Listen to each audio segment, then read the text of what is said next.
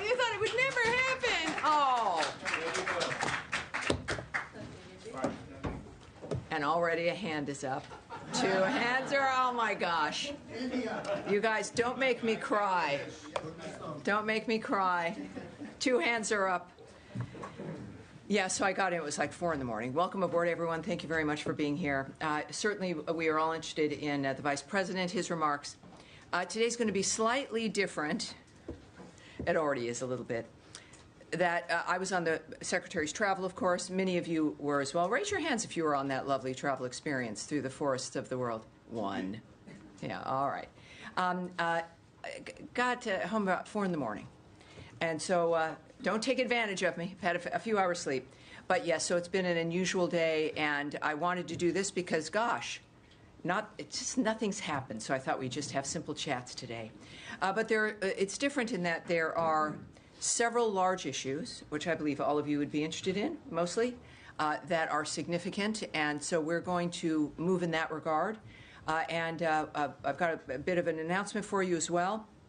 But several things, of course, are on our plate. So it is an experiment. Thank you for working with me. And I appreciate you being here, obviously, to say the least. All right, so we did just return from a highly successful trip in the Caribbean. This was Secretary Rubio's second trip in our hemisphere. From day one of this administration, American leadership has been back in our region. We are standing with our partners to ensure mutual prosperity, security, and progress. In addition, the United States sends our deepest condolences to all affected in Burma and Thailand by the earthquake that struck this morning. USAID has maintained a team of disaster experts with the capacity to respond if disaster strikes. These expert teams provide immediate assistance, including food and safe drinking water, needed to save lives in the aftermath of a disaster.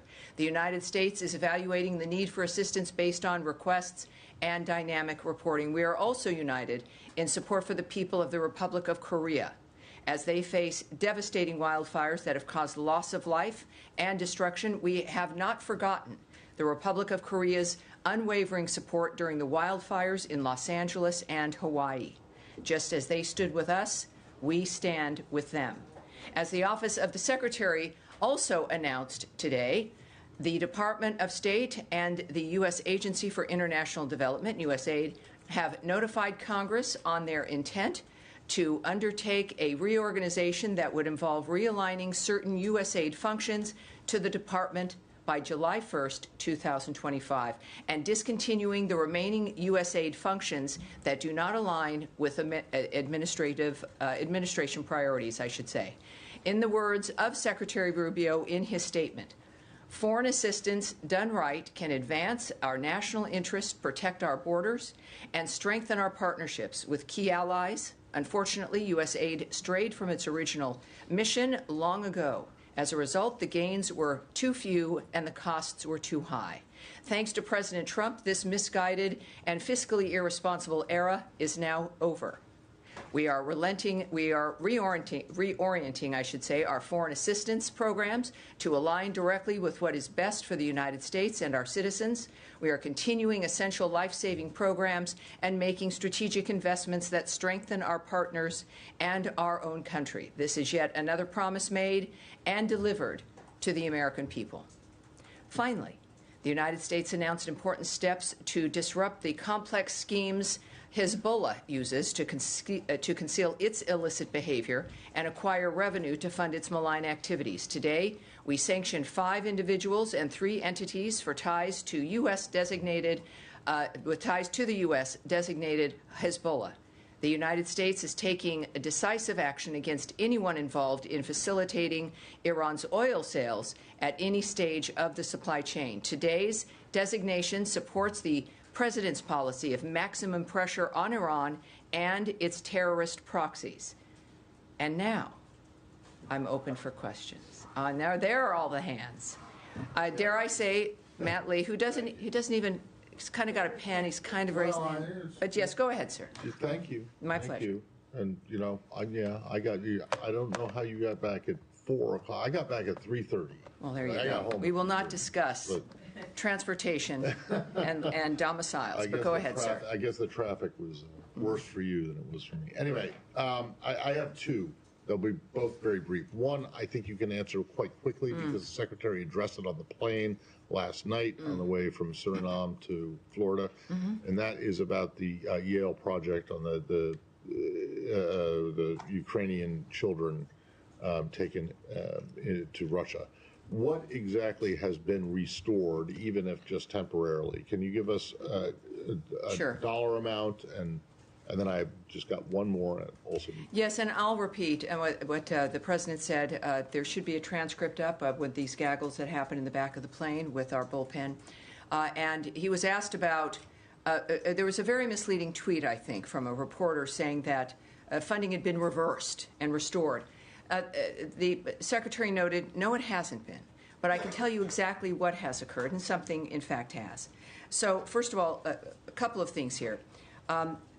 And we've already talked about, of course, the data. That was a main concern. We know that the data was protected and available. But for those who are thinking that there was a reversal of the decision to terminate support for the Conflict Observatory, funding is being provided for a short period while the Conflict Observatory implementers ensure the proper transfer of the critical data on the Ukrainian children to the appropriate authorities.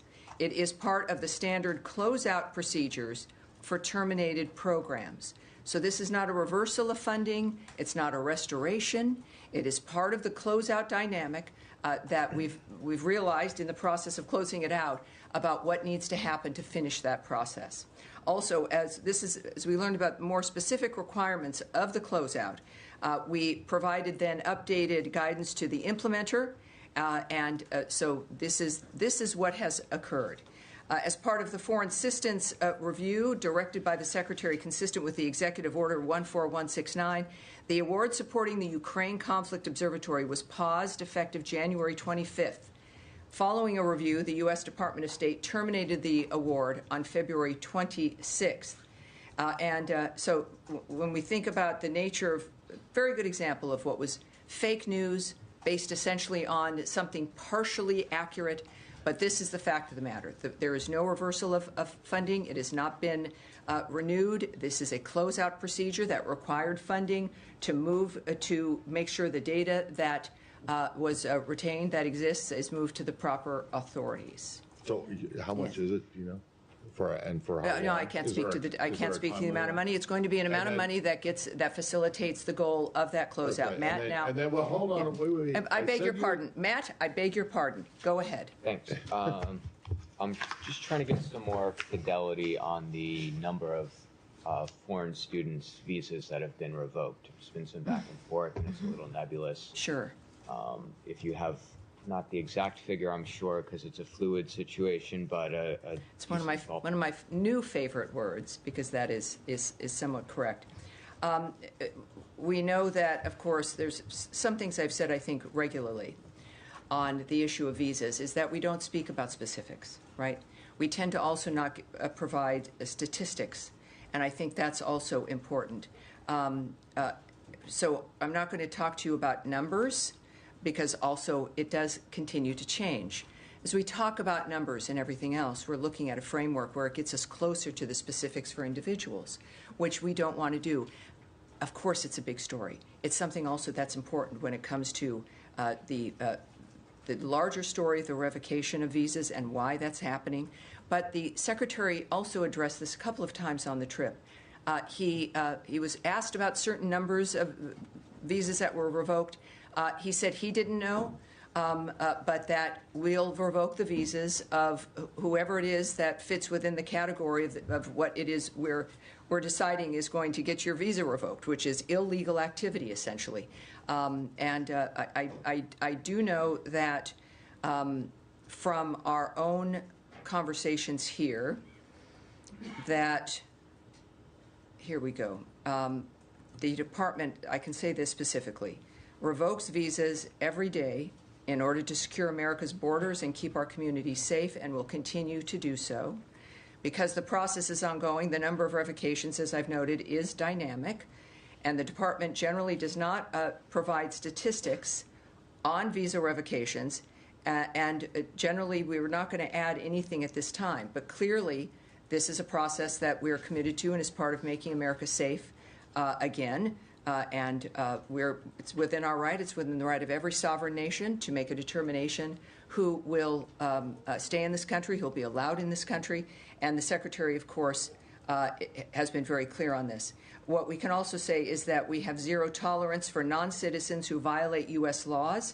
Those who break the law, including students, may face visa refusal, visa revocation, and/or deportation. Also, all visa applicants, no matter the visa type and where they are located, are continuously vetted. So we are looking always at your status in this process. We also are looking at the security vetting. It runs from the time of each application through adjudication of the visa and afterwards during the validity period of every visa issued to ensure that the individual remains eligible to travel to and be in the United States. The Department of State will work closely, continues to work closely with the Department of Homeland Security, which enters into this process to administer and enforce U.S. visas and immigration laws.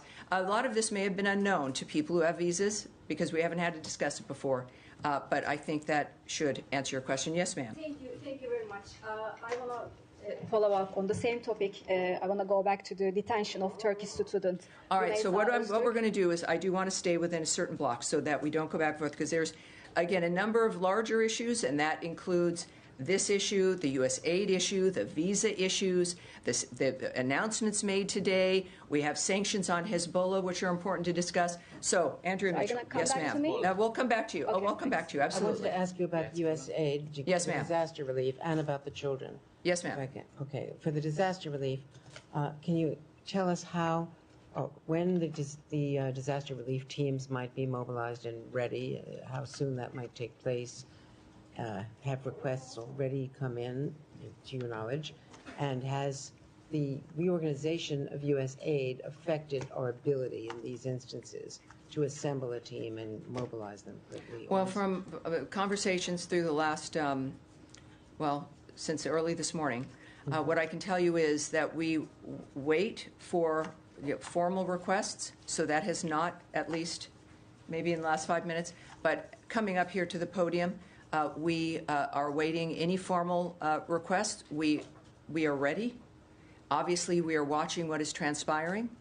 It is, for all of us who watched September 11th unfold, there's video, I'm sure you've seen it, of a major skyscraper just, it gives all of us the chills. So we've obviously telegraphing that from this podium, and we are ready. I can tell you that, again, through, as I've said before, regarding the nature of the reform and the reviews that have gone on, that we are ready to move now. So there has been no impact on our ability to perform those duties, those requests for aid, if and when they come in.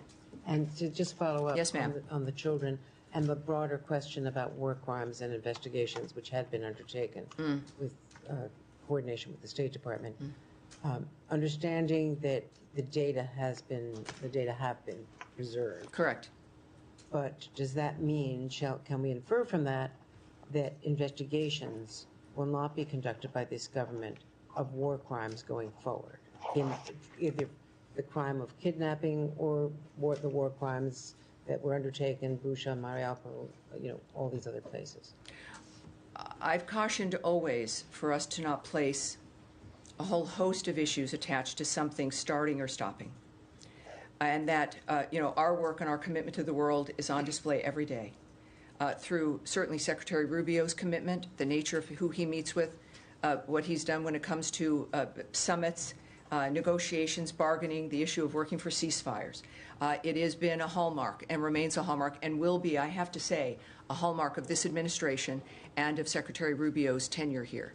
So it would be wrong to say that, in fact, that signals some kind of end to our work on these issues. In fact, manifesting through the conversation with President Trump and President Putin, it was a central part of that conversation that was discussed between those two men.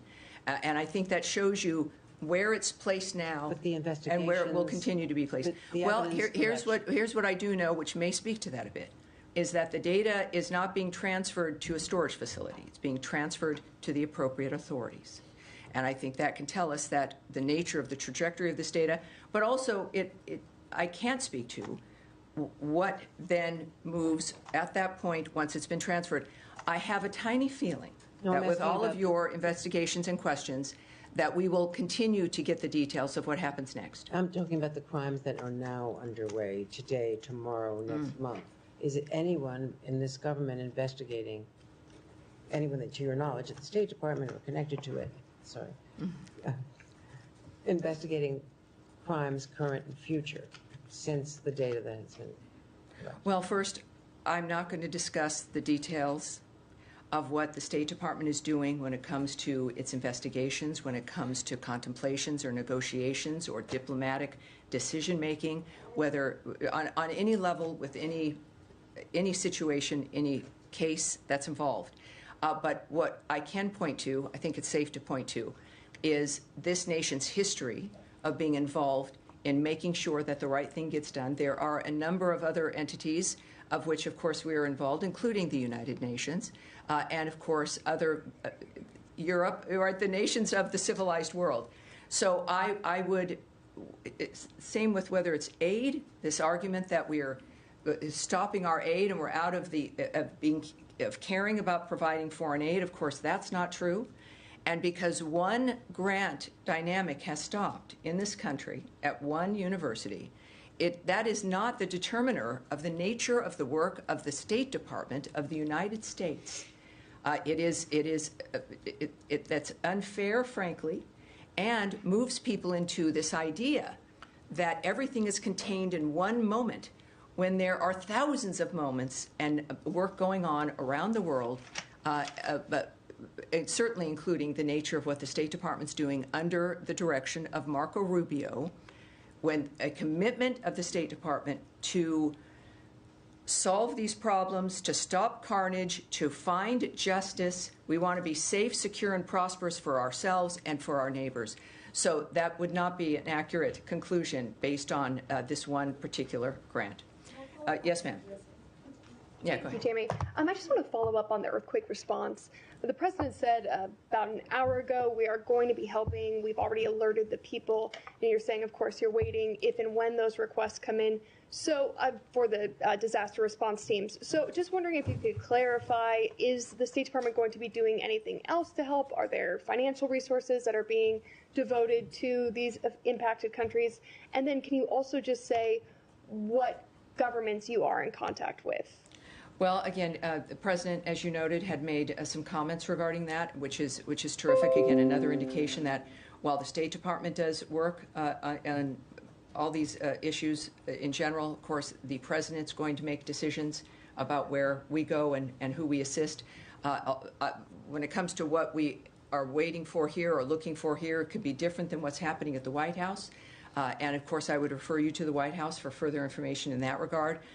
Very specific messaging, though, this morning from the State Department, with what I was watching internally, and to me, is that we are ready, and we stand ready, and we will be ready when the requests emerge.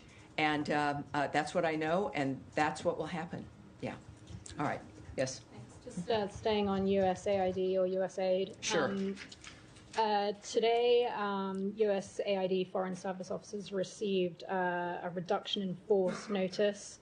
This is hundreds of officers who are based abroad for USAID. Can you confirm that all Foreign Service Officers' positions will be terminated now and that they will all be coming home? And do you have, or will there be transparency on how much it's going to cost to bring home hundreds of USAID Foreign Service Officers home, including their families, those, as you know, that have been based abroad and have their whole lives integrated into different countries abroad? Some of them have been working abroad for many, many years. Yes.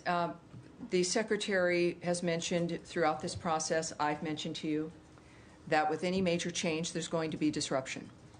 This particular review and project to assess the nature of waste and fraud and abuse and whether or not these programs and the grants align with America's priorities has been public news, worldwide news. We've discussed it openly. We've seen what's happened. And so it's something that I think most people, we've been waiting for this conclusion. It has arrived.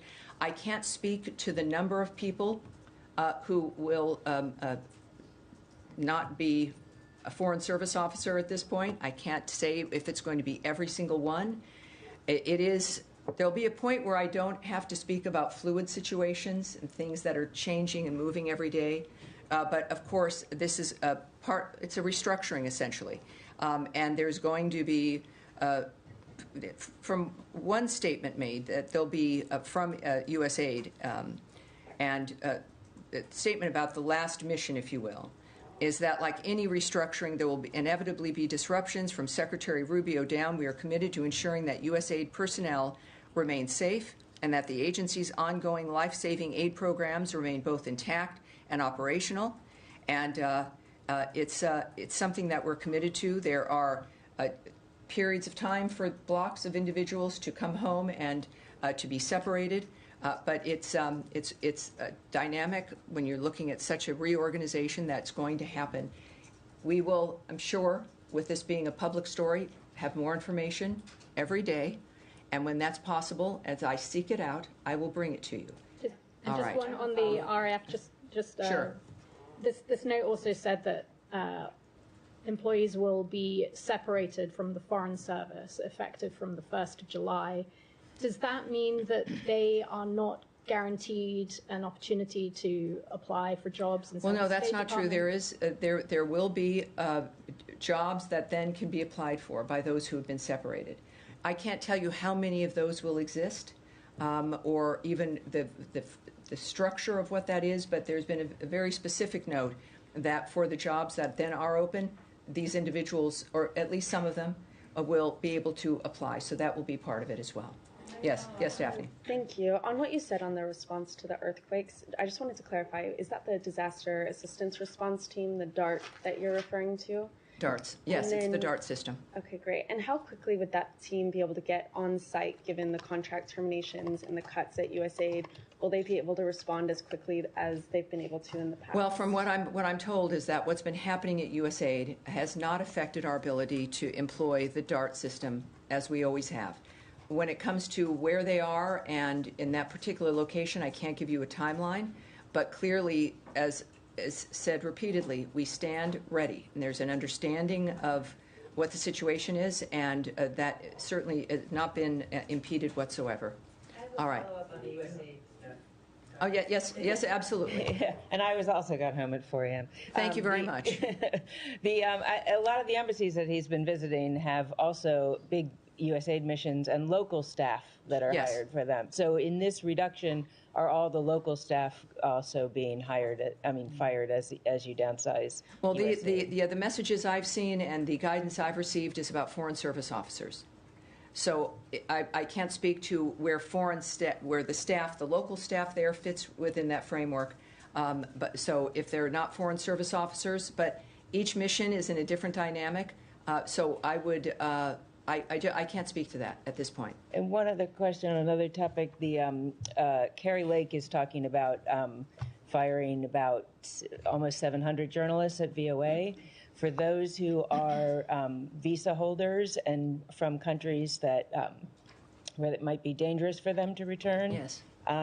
What's the State Department doing, like, to give them time to apply for asylum, or what kind of programs are in place to help people like in that? Yes, I position? mean, this is a recurring question. It's an important one, and it's good for people in this situation and other situations. The visa dynamic for people involved in this situation is no different than everyone else who has a visa.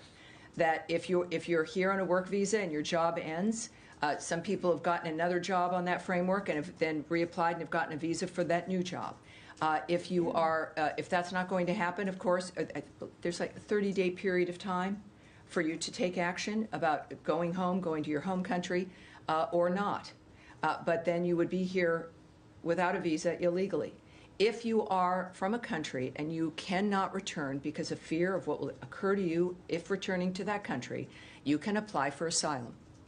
This is true for everyone who holds a visa, who loses that visa, and believes that they would be in trouble going back to their home country.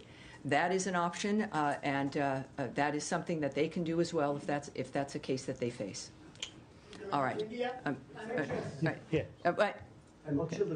Sir, right there in the glasses. Thank you very much. So, Thank you. Thanks for your patience, everyone. Sticking with USAID, Thank you. one of its crucial functions was getting humanitarian supplies into Gaza during the conflict there and during the ceasefire. Now, the last tranche of funding that it paid to the partners in the region was end of January. So there's a kind of block here. Will state be taking over this type of function come July the 1st? And what is going to happen for the funding for the partners applying that humanitarian relief in Gaza in the interim? Well, we're at a state where Congress has just been notified that this transition is happening. I can't speak to the decisions that will be made once that decision occurs through USAID as it exists and how it moves into state. So that's the process that's happening right now. So I don't have something for you on that.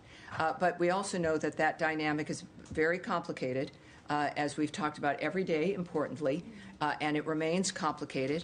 And of course, aid can immediately move through that situation through all of our regional partners, people who are concerned. If Hamas were to release its hostages and lay down its arms, how many times does that need to be reminded? Because that's the solution. And when that does occur, as we saw with the first element of the ceasefire, is that the region cares about this, the nations in the region, the world cares, the United States of America cares, to where its leadership is involved in this as a main North Star of what needs to be solved. All right, yes, ma'am, in the blue. In the blue. Thank you very much. Can I follow up? Well, we're moving on. We'll see what we can do here. Thank you. Going back to the detention of Turkish student Rümeysa Öztürk, because I want to get a clear understanding of why she was detained and on what grounds her visa was revoked. So Rümeysa's lawyer, family, and friends deny the claims made by the administration that she violated the U.S. law.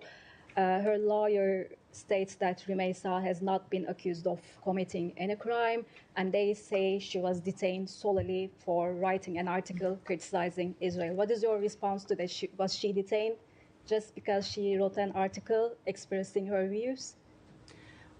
I will not, as many of you already know, I will not speak about something that's in the courts, that's being adjudicated, so that's not going to happen here.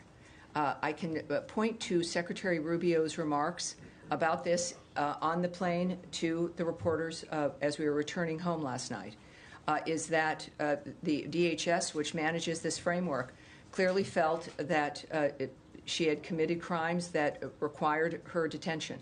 And now that will be adjudicated in court, but it's a framework that we would not be commenting on in any regard, regardless of the situation or whom it happens to. As you've noted, it is playing out in court with representatives, and that's where it's going to be. Is there any possibility that you might make this evidence about her public? I am not here to comment on what's going to happen in a courtroom or the people who are involved in that court case. It's not my position. It certainly is beyond my purview, and we're going to leave it there. Yes, sir, in the middle. Thank you, Tammy. Yesterday, Secretary Rubio spoke about his meeting with Turkish Foreign Minister and the theme of that meeting earlier this week. My question is that have they talked about the peace process between Turkish government and the Kurdish fighters in Turkey, and the peace process between Kurds and Turkish? Is it something, the matter of your concern? Here's what I think we know, and again, the Secretary spoke about this a little bit also on the plane. It was he enjoys speaking to the press, and that is helpful for us when it comes to transparency and the American people knowing what's going on. I, of course, and I know why you ask, and everyone wants to know, but I'm not in a position where I'm going to speak about the nature of a conversation between the Secretary of State of the United States and the Foreign Minister of Saudi Arabia or anyone else in a position in any country where there's discussions about any kind of dynamic involving governance and the choices that those governments make.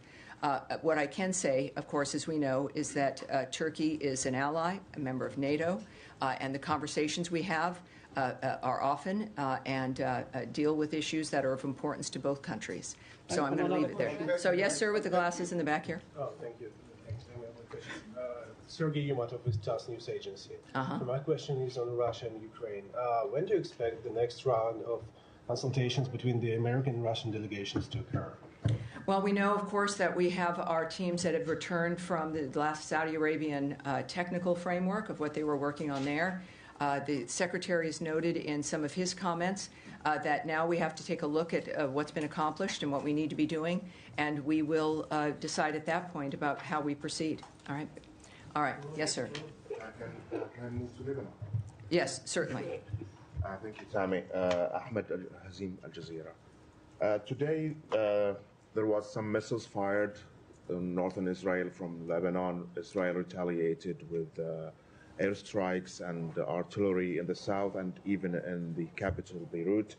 My question is that the ceasefire agreement, in it, there is a mechanism for reporting violation or alleged violation of the agreement itself, the ceasefire itself. This mechanism is led by the United States, will include France, UNIFIL, and both parties have to report any violations to the cease agreement. Was this mechanism implemented in this incident? Well, I can say a few things about this, including Israel is defending its people and interests by responding to rocket attacks from terrorists in Lebanon.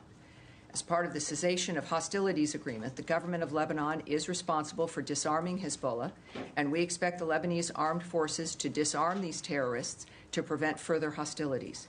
The reason that any attacks have happened is because terrorists launched rockets into Israel from Lebanon. That is a violation of the cessation of hostilities. It is a violation of the ceasefire when terrorist groups, when armed groups, shoot rockets into Israel.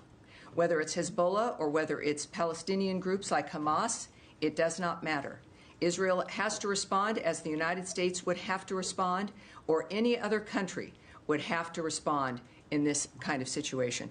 We stand by Israel, of course, and it's a dynamic that also continues to unfold, but I think it's pretty clear that this is the responsibility of the Lebanese armed forces to disarm the terrorists who are preventing, in order for us to prevent further hostilities. Yes, sir, in the middle. Thank you very much. Several human rights organizations and the media reported that many civilian activities have been arrested in Iranian Kurdistan for participating in Nowruz celebrations. Have you received any reports on this matter, and how would you to describe human rights record in Iran?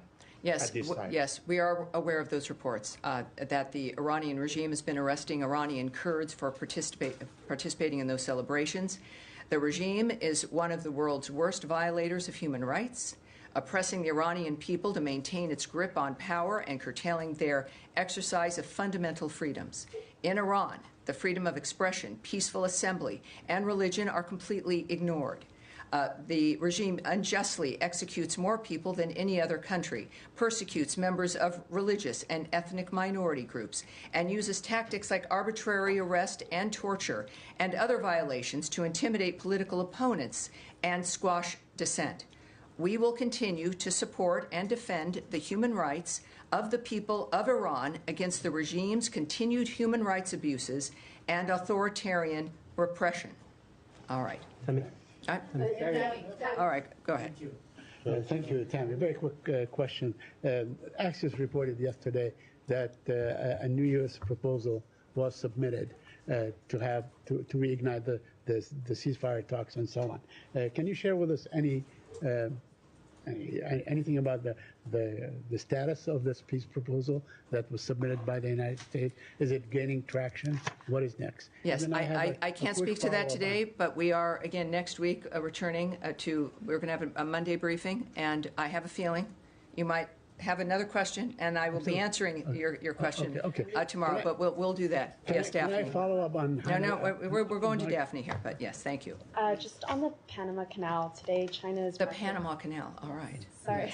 No, it's all right. No, it's okay. We're here. We're good. Okay. Today, China's market regulator said it will carry out an antitrust review on the Hong Kong's CK Hutchinson's proposed sale of 2 Panama ports to BlackRock to, as Beijing said, protect fair competition and safeguard public interests. What is the U.S. response to that move by Beijing, and what's your message to Panama, which has an audit pending over the company's concessions to operate those ports? All righty. So we are aware of the comments made by China. It's also no surprise that the CCP is upset at this acquisition, which will reduce their control over the Panama Canal area. We are also glad to see U.S. investors acquire a controlling stake in the Panama Ports Company, which owns and operates the ports of Balboa and Cristobal at either end of the Panama Canal. So we would refer you to BlackRock and CK Hutchison for more information about the agreement itself. And we refer you to the government of Panama regarding its role in ensuring that the sale complies with Panamanian laws and regulations. So yes, we're aware, and it's not a surprise, certainly. All right, yes, pink jacket. Thank you. Back to Turkey. Is there a confirmed date for President Erdogan's visit to the White House in April out of Foreign Minister Fidan's meeting with Secretary Rubio on Tuesday? Not that I'm aware of, but again, the White House may have more information on that for you. They are not very responsive. In the white shirt here? You just sat down, sir. One moment, please. In the white shirt, please. Thank you very much. On Georgia.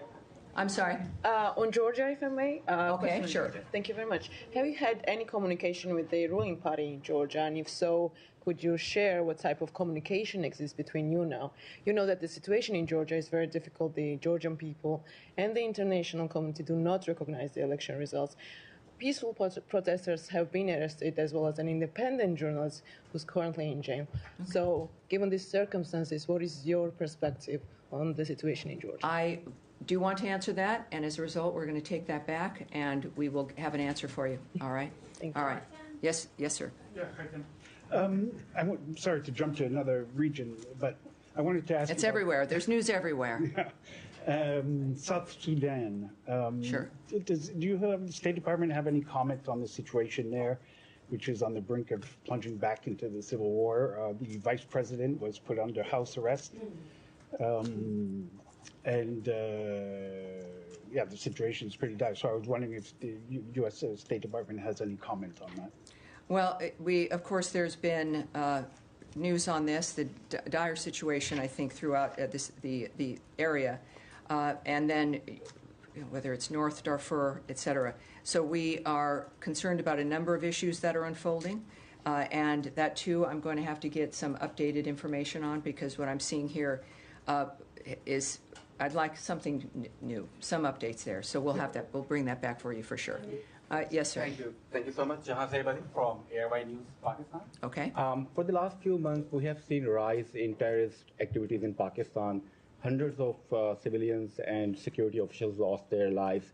And Pakistan is a partner country, recently handed over the most wanted terrorists to U.S. authorities. And these all terrorist networks are based in Afghanistan, TTP, Al-Qaeda, ISIS, and Pakistan is kind of war against terrorism. So how do you guys see this kind of situation, like all those terrorist networks established and working under the umbrella of Taliban?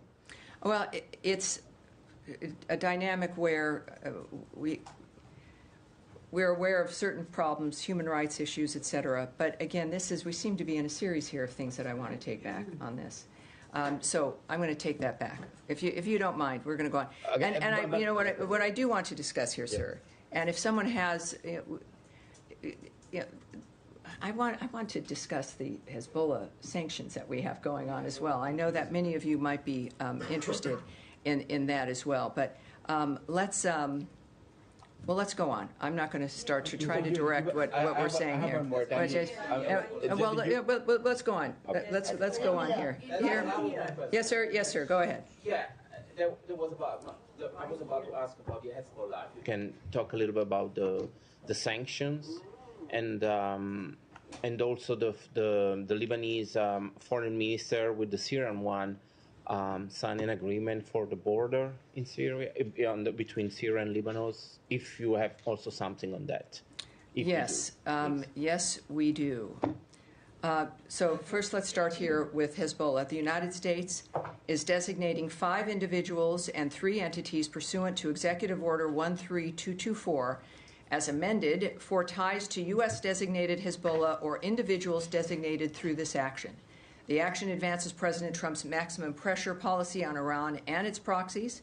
We will continue to disrupt the complex schemes Hezbollah uses to conceal its illicit behavior and acquire revenue to fund its malign activities. And we will, the United States, will take decisive action against anyone involved in facilitating Iran's oil sales at any stage of the supply chain. We are exerting maximum pressure on Iran and its terrorist proxies under the President's maximum pressure policy to disrupt Iran's destabilizing activities. The Department of Treasury is designating, again, 5 individuals, 3 entities for supporting a sanctions evasion network affiliated with Hezbollah's finance team. This action is part of the United States' effort to deny Hezbollah access to revenue and to cut off the terrorist group's access to the international financial system. Today's designations support the whole-of-government policy of maximum pressure on Iran and its terrorist proxies, such as Hezbollah, as detailed in the National Security Presidential Memorandum 2 of February 4th. We will, the United States, use all of its tools to disrupt activities of individuals and companies supporting Hezbollah.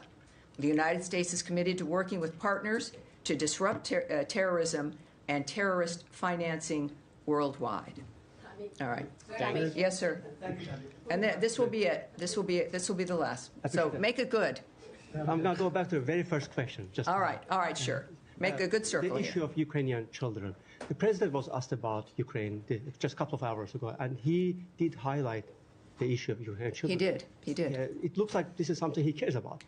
To deliver on the president's stated goal, even if this funding will run out of this very particular program, can you assure us that you will be seeking, supporting alternative programs, at least, to deliver on that? Well, I think the biggest, most amazing program can be the most powerful man in the world caring about the resolution of the issue. That is something that nothing can match. And that's what we have now. And you are correct. I think it's clear for anyone who listens to President Trump that he is a serious person, addresses issues that matter to him directly, that he knows will make an impact on the quality of people's lives. That is the Trump effect. And the fact that he is successful in the choices he makes and that he is relentless in making them work has an impact on the resolution of those issues. As far as what mechanisms he will use, I don't know. He's the President of the United States. He's the best deal maker in the world. And those children matter to him. And it matters that that issue is resolved like it does to every decent human being on this planet. President Trump represents the notion of that outrage and the desire to solve the problem in the process of getting to the end of this horrible carnage that has gone on. So, yes, I can't tell you what mechanism he would choose. We do know that he's chosen a Secretary of State who feels as passionately about the resolution of these issues as he does. We are going to continue to see that unfolding, and it is, while horrible issues we're facing, it is an exciting time because we have leadership that are tired of the status quo, want results, care about people, and are going to do what it takes to get results. And that's what I have for you today. Thank you, everyone. We'll see you also on Monday. We'll see you on Monday. Thank you, everybody. I appreciate it.